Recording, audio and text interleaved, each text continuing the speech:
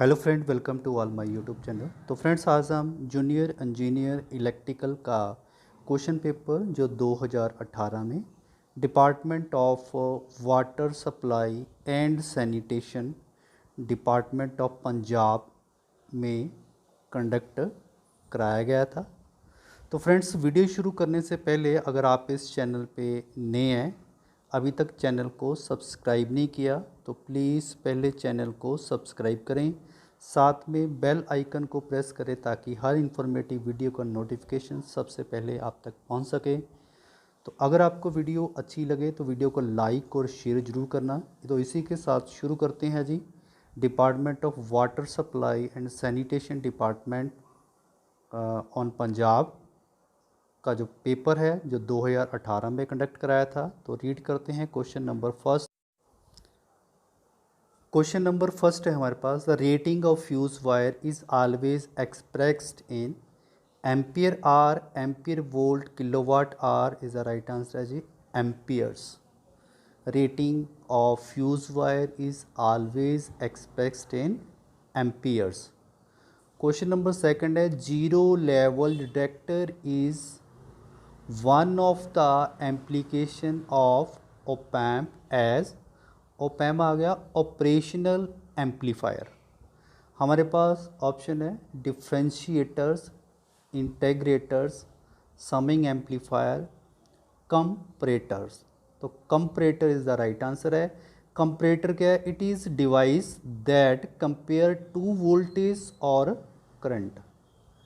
Next है question number 13 हमारे पास, if 315 microfarad capacitor are connected in series the net capacitance. तो net capacitance हमारे पास फार्मूला होता है, जो कैपेसिटर हम सीरीज़ में है उसे हम पैरेलल का रेजिस्टेंस का फार्मूला लगाते हैं।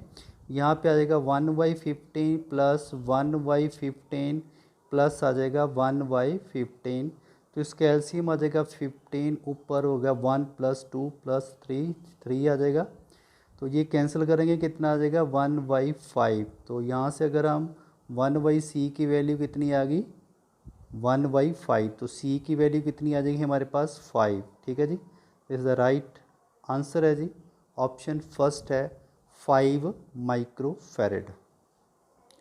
क्वेश्चन नंबर फोर्थ है, DC generator the cause of rapid brush wear may be sharp sparking, imperfect contact, rough commutator surface या all of these। तो इसका राइट आंसर है जी all of these, right answer है। Next question है, in DC machine mechanical losses are primary function of current, voltage, speed, none of this is the right answer आ गया जी option है जी स्पीड। क्वेश्चन नंबर 6 है, iron loss in a DC machine are independent of variation in speed, load, voltage, speed and voltage, right option है जी load. Seventh question, very very important, which of the following statement regarding an ideal single phase transformer having a turn ratio 1:2 and drawing current 10 ampere from 200 volt AC supply is incorrect? तो it is secondary voltage 400, it is secondary current 20 ampere, it is rating 2 kVA, it is a step up transformer। तो इसका right option आ जाएगा जी secondary current आ जाएगा 20 ampere, क्योंकि ये हमें दिया गया है आइडियल सिंगल फेस ट्रांसफार्मर, तो उसकी टर्न रेशियो दी हुई है 1:2। ठीक है, तो अगर प्राइमरी में 10 एम्पियर करंट है तो सेकेंडरी में कितना होगा 20 एम्पियर। तो इज द राइट ऑप्शन है option B is the right answer.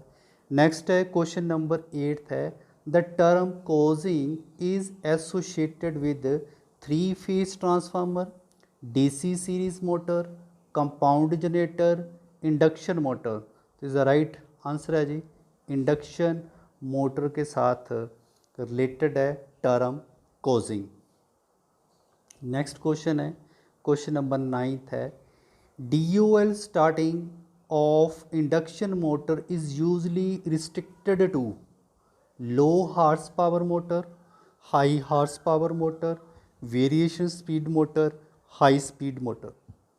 इसका राइट आंसर है जी low horsepower motor. Next question number 10 है, in capacitor start and run motor the function of running capacitor in the series with auxiliary winding 2 क्या करता है जी, improve power factor, reduce fluctuation in the torque, increase overload capacity, improve torque. तो is right answer है जी option first है, ये power factor को इम्प्रूव करता है, improve power factor. Next question number 11 है, in Anderson bridge the unknown inductance is measured in the term of known resistance and capacitance, resistance, inductance and resistance या resistance is the right option first है जी, ये resistance and capacitance। ठीक है जी। Next question है, question number है 12 310 kilometre line is considered long line है, medium line है, शॉर्ट लाइन है या ऑल ऑफ दिस। तो जो शॉर्ट लाइन है वो अप टू होती है 80 किलोमीटर, जो मीडियम लाइन है वो 80 किलोमीटर टू 250 किलोमीटर, और जो लॉन्ग लाइन है वो अबव होती है 250 किलोमीटर अबव। 250 किलोमीटर से जो अबव लाइन है वो आ जाएगी लॉन्ग लाइन। तो आपने ये भी याद रखना कि ये शॉर्ट लाइन है वो अप टू 80 किलोमीटर, और जो मीडियम लाइन है 80 किलोमीटर टू 250 किलोमीटर, और long line greater than 250 kilometre. Next question है, the size of high speed motor as compare to low speed motor for the same HP will be bigger होगा, smaller, same या size is not dependent on the speed. Is the right answer है जी, इसका size smaller होगा। Next है जी question number 14, the material commonly used for the शीथ्स of underground cables lead, रबड़, copper, iron. Right answer है जी lead use किया जाता है अंडरग्राउंड केबल के लिए। नेक्स्ट है क्वेश्चन नंबर 15 है, the internal resistance of ideal current source 0, 100, 1 infinity. Is the right answer है जी, जो आइडियल करंट सोर्स है उसकी जो इंटरनल रेजिस्टेंस है वो इन्फिनिटी होती है। नेक्स्ट क्वेश्चन है, क्वेश्चन नंबर है 16, in the three-phase power measurement by the wattmeter method both wattmeter had identical reading, the power factor of the load means जो दो वाट मीटर है दोनों की रीडिंग आइडेंटिकल है, इक्वल है, तो पावर फैक्टर कितना होगा, इसका राइट आंसर है जी यूनिटी। पावर फैक्टर कितना होगा, unity is the right answer है। नेक्स्ट है क्वेश्चन नंबर 17 है, the maximum transfer of power internal resistance of source should be equal to load resistance, greater than load resistance, less than load resistance, then none of these is the right answer है जी, equal to load resistance। next question है, on which of the following effect of electric current a fuse operate। Photo electric effect होता है, electrostatic effect है, या heating effect है, या magnetic effect है। Is the right answer है जी heating effect. Next question number 19 है, when biased correctly a zener diode act as a fixed resistance, या had a constant current passing through it, has a constant voltage cross it, never overheat. तो is the right answer है जी has a constant voltage across it.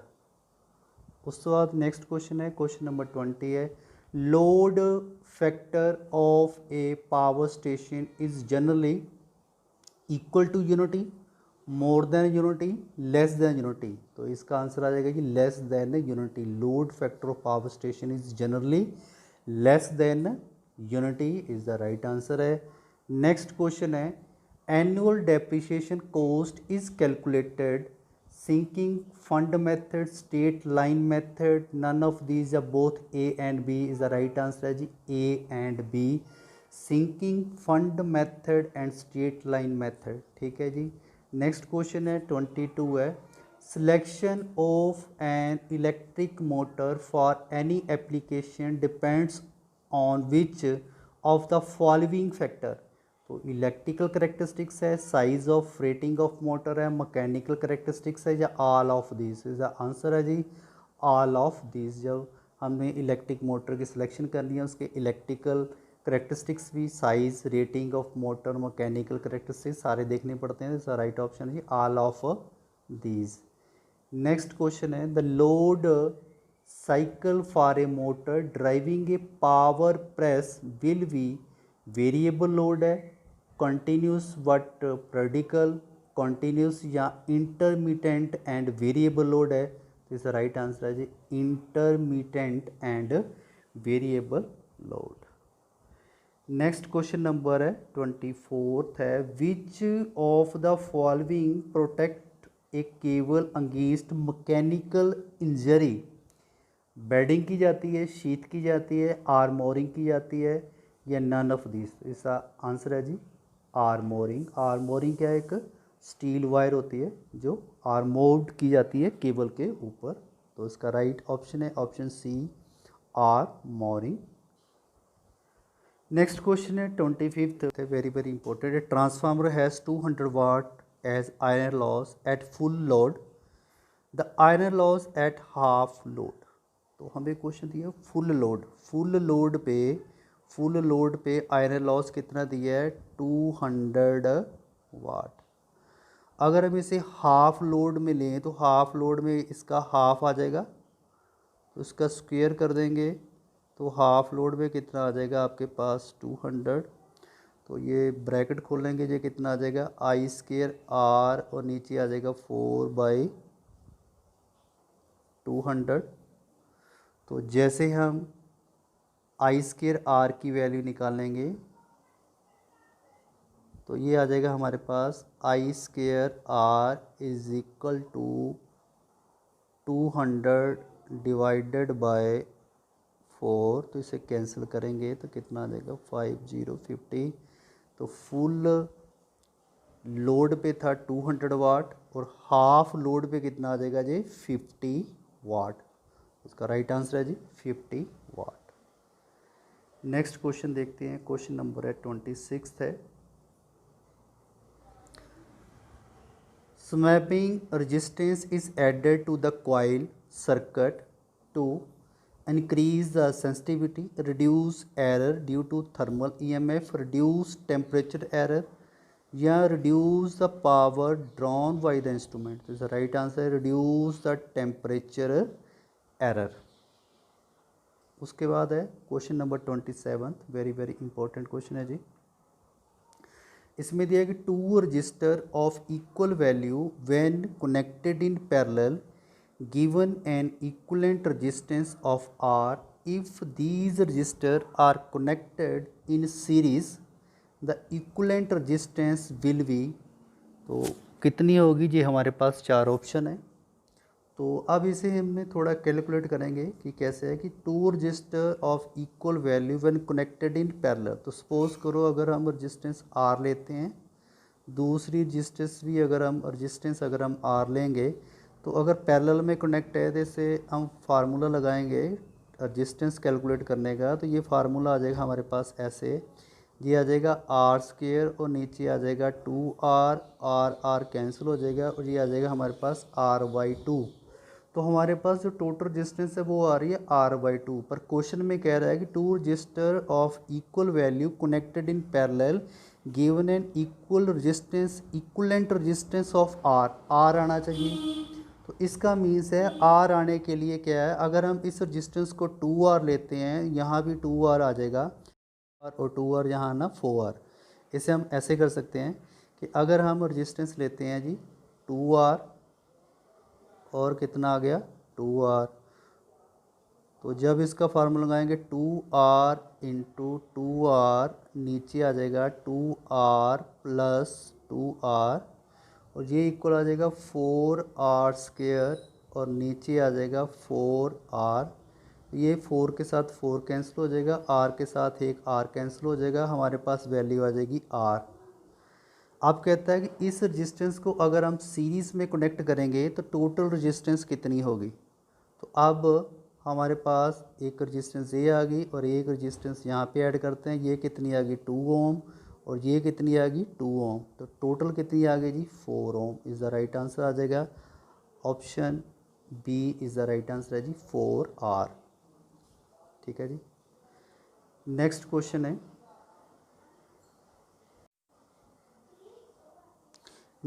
हमारे पास the voltage applied across electric iron is half, the power consumption of the iron will be reduced half, 3/4, 0.70 times या 1/4। Is the right answer आ जाए जी 1/4।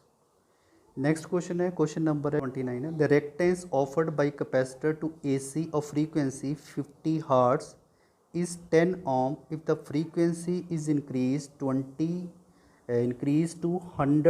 hertz, reactance कितनी होगी। तो हमारे पास ऑप्शन है, इसका राइट ऑप्शन दिया हुआ है 5 ओम। तो इसे हमने कैसे कैलकुलेट करना है कि जो हमारे पास रिएक्टेंस का फार्मूला होता है, ये हमारे पास फार्मूला होता है 2πr तो C। तो फर्स्ट केस की अगर बात करें तो फर्स्ट केस में हमें कितना दिया हुआ है 10 ओम रेजिस्टेंस दी हुई है और 50 हर्ट्ज जो है फ्रीक्वेंसी दी हुई है। ठीक है जी। तो इसकी अगर कैलकुलेशन करेंगे तो काफ़ी लेंथी आ जाएगी, तो इसका जो मेन पार्ट हम यहाँ पे कर लेते हैं ऐसे।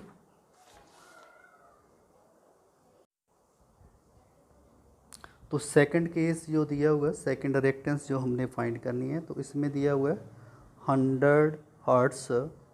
तो इसकी जो है रेजिस्टेंस हमने यहाँ पे कैलकुलेट करनी है। ठीक है। तो यहाँ पे फार्मूला हम लगा सकते हैं, ये आ जाएगा C1 और यहाँ पे आ जाएगा 1 2πfC1 और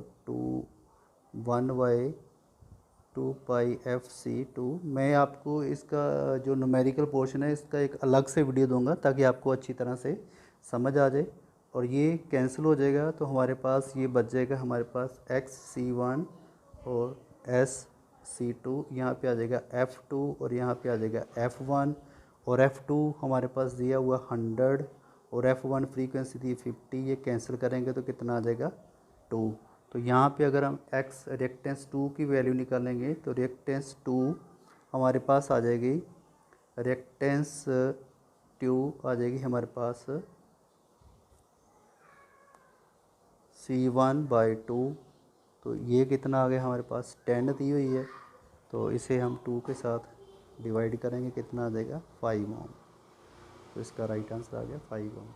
नेक्स्ट है क्वेश्चन नंबर है 30, द इम्पीडेंस Z1 और Z2 है, तो देन इसकी जो रेशियो Z1 और Z2 कितनी होगी।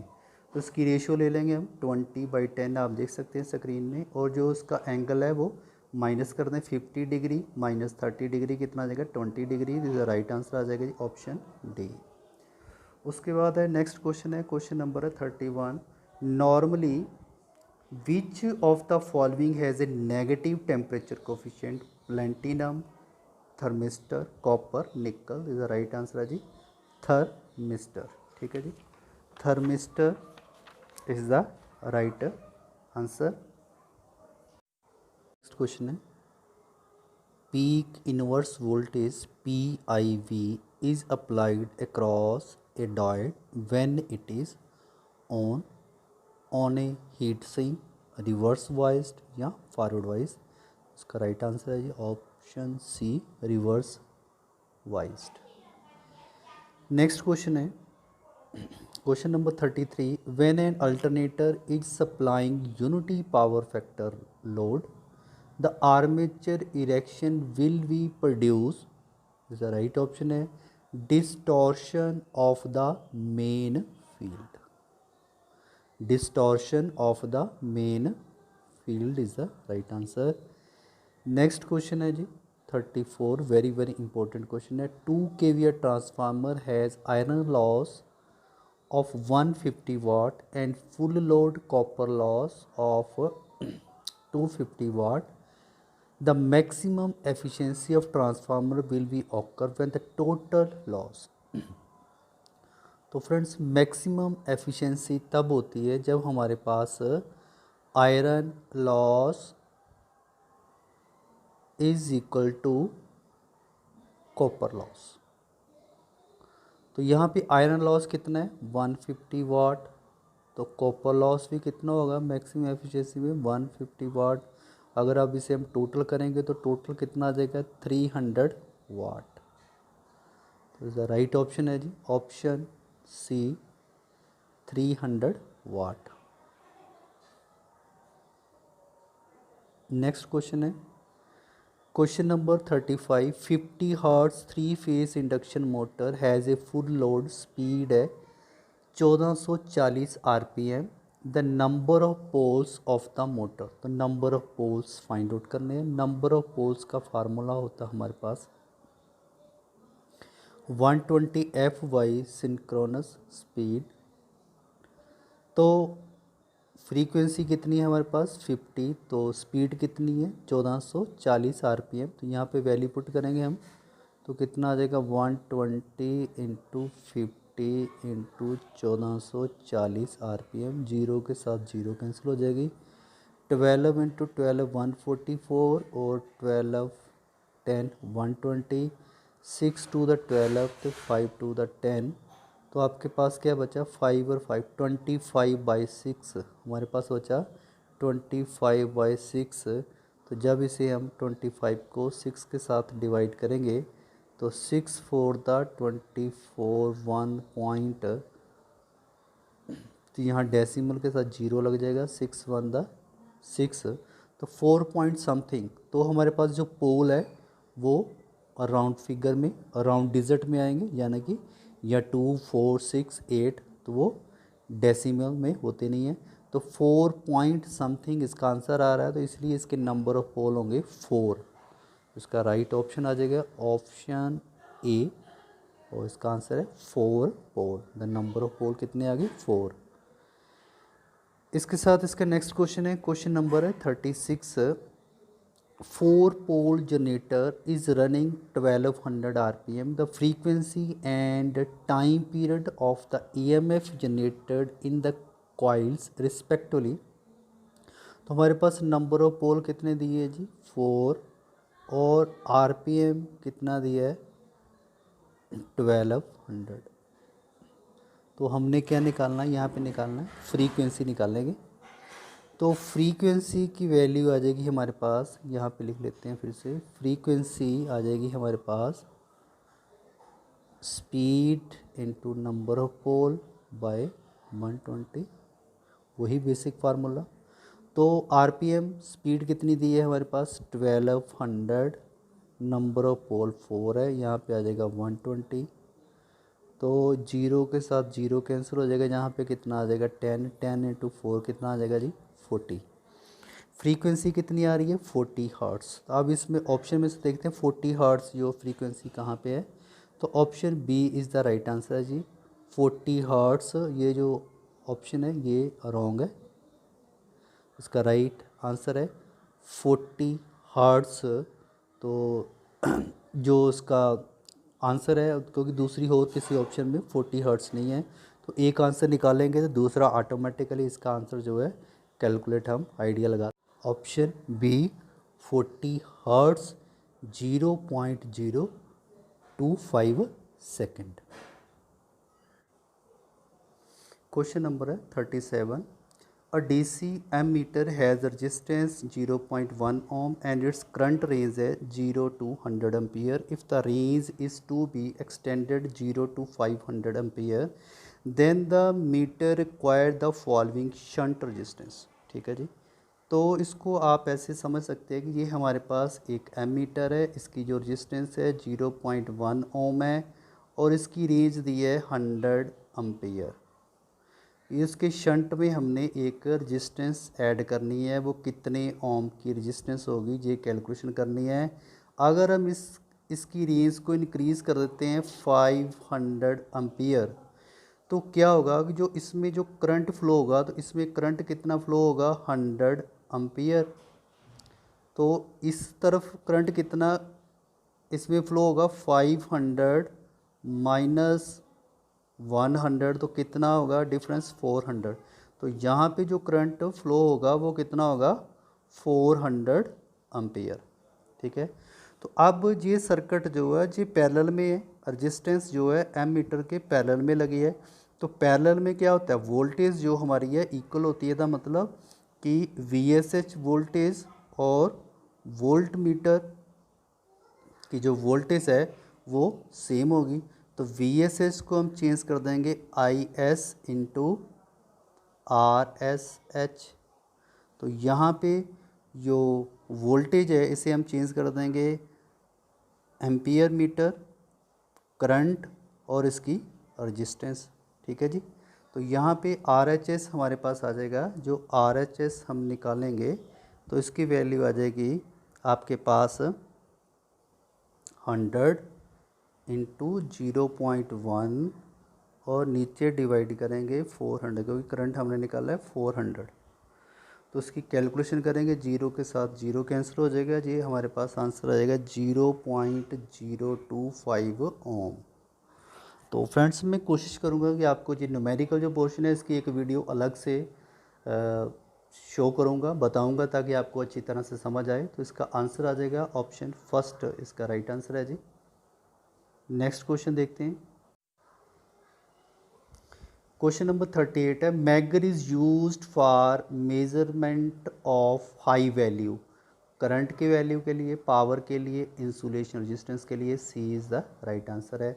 नेक्स्ट क्वेश्चन है, function of moderator a nuclear reactor में। ठीक है, जो मॉडरेटर यूज़ किया जाता है न्यूक्लियर रिएक्टर में, क्या करता है वो, absorb the excess nutrient, slow down the neutrons, या increase energy neutron या decrease energy neutrons। the right answer है जी ऑप्शन सी। नेक्स्ट क्वेश्चन है question number 40, in case of extra high voltage DC system there is a charging current but no skin factor, neither charging current nor skin factor, no charging current but skin factor, but both charging current and skin factor। this is the right answer है जी option सी है जी, neither charging current nor skin factor। Question number 41 है, the main reason for using high voltage for long distance power transmission is the right answer है reduction in transmission losses। main reason for using high voltage for long distance power transmission, very important, क्या reason है, reduction in transmission losses।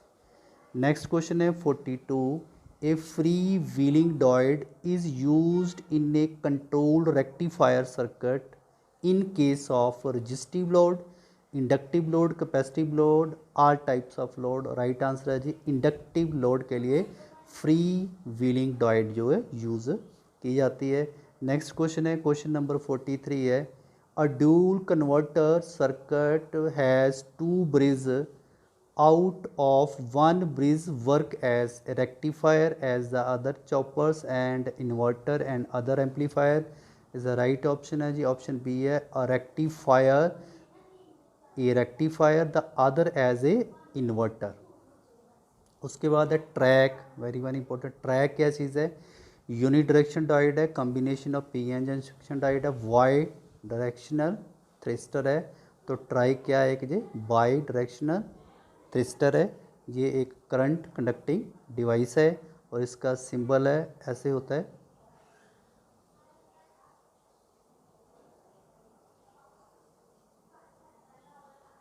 भी ऐसे आ जाएगा जी, ऐसे आ जाएगा जी, ऐसे दो लाइनें करके, एक ट्रायंगल ऐसे आ जाएगी, एक ऐसे, और यहाँ पे आ जाएगा गेट का पॉइंट, और ये होता है हमारे पास A1 और ये होता है A2। ठीक है जी, ये 3 टर्मिनल इलेक्ट्रॉनिक कंपोनेंट है that conduct in either direction when trigged. Next question है 45 है, an isolator is mean breaking abnormal current. क्या है इसका? Breaking the circuit under no load condition. Very very important है। Isolator means breaking the circuit under no load condition. Next question है transmission line is protected by, is the right answer है जी distance protection. Option A is the right answer है। Next है question number 47, in resistance furnace the temperature is controlled by variation of operating voltage, switching on and off the supply periodically, variation of resistance of heating circuit, या all of these. Is the right answer है जी all of these. Question number है 48 है, sodium vapour lamp neon gas. तो neon gas क्या करती है? Act as a shield around the filament, या assist in developing enough heat to vaporise the sodium. तो second is the right answer है। ये क्या करती है neon gas? Assist in developing enough heat to vaporise the sodium. Next question है, in fluorescent tube circuit the function of the chalk is primarily to reduce the flicker, initiate the arc and stabilizing। तो इसका right option है जी option सी है initiate the arc and stabilizing it। तो electrical के question सभी हमने discuss कर दिए हैं। नेक्स्ट जो है कंप्यूटर का पोर्शन है। तो फ्रेंड्स अगर आपको वीडियो अच्छी लगे तो वीडियो को लाइक और शेयर ज़रूर करें, साथ में चैनल को सब्सक्राइब करें। Thanks for watching. जय हिंद।